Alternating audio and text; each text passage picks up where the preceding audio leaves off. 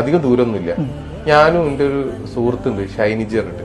നമ്മൾ രണ്ടുപേരും ബൈക്കുമ്പോൾ പോകുമ്പോണ്ട് ഒരു വെള്ള ഡ്രസ് ഇട്ട ഒരാള്, പ്രായമുള്ള ഒരാള് റോട്ടുമ്മല് വീണ് കിടക്കുന്നു. ആ വീണ വീഴ്ചയില് മേത്തൊക്കെ ചളിയ മണ്ണായിക്കുന്നു.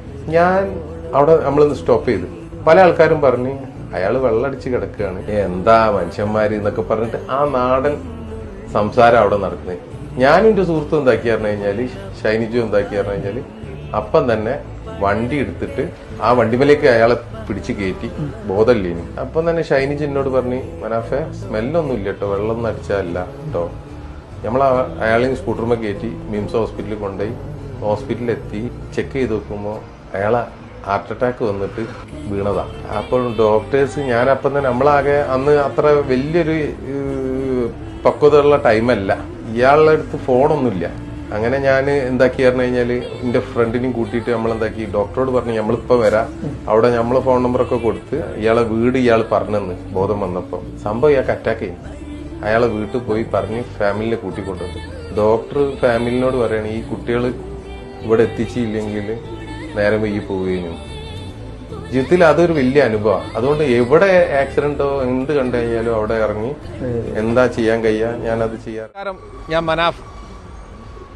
ഞാനുള്ളത് ഇപ്പോൾ കൽപ്പറ്റയില്, കൽപ്പറ്റ ജംഗ്ഷൻ ഉണ്ടല്ലോ, വലിയ സർക്കിളിലുള്ള, ബൈപ്പാസിലേക്ക് പോകാൻ പറ്റും, ടൗണിലേക്ക് പോകാൻ പറ്റും, മേപ്പാടിയിലേക്ക് പോകാൻ പറ്റിയ ആ സർക്കിളിലാണ് ഉള്ളത്.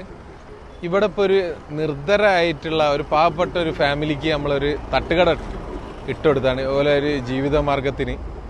അപ്പം എൻ്റെ പ്രിയപ്പെട്ട ലോറി തൊഴിലാളികൾ, ലോറി മുതലാളിമാർ എല്ലാവരും അറിയാൻ വേണ്ടിയിട്ട് ഇങ്ങനൊരു തട്ടുകട ഇവർക്ക് ഇട്ടുകൊടുത്തിക്കണ്. അപ്പം ഈ വഴിക്ക് എപ്പം പോവുകയാണെന്നുണ്ടെങ്കിലും രാത്രി 10 മണി വരെ ഇങ്ങനൊരു തട്ടുകട ഇവിടെ പ്രവർത്തിക്കുന്നുണ്ടാവും.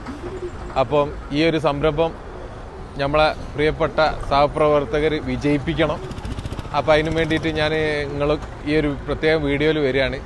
ഇത് നമ്മളെ ലോറി ഗ്രൂപ്പുകളിലൊക്കെ ഒന്ന് ഷെയർ ചെയ്യണം.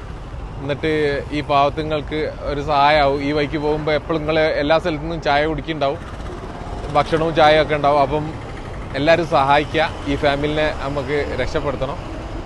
അപ്പോൾ പ്രത്യേകത ഈ ഒരു വീഡിയോ എല്ലാവരും ഷെയർ ചെയ്യണം കേട്ടോ. ഓക്കെ.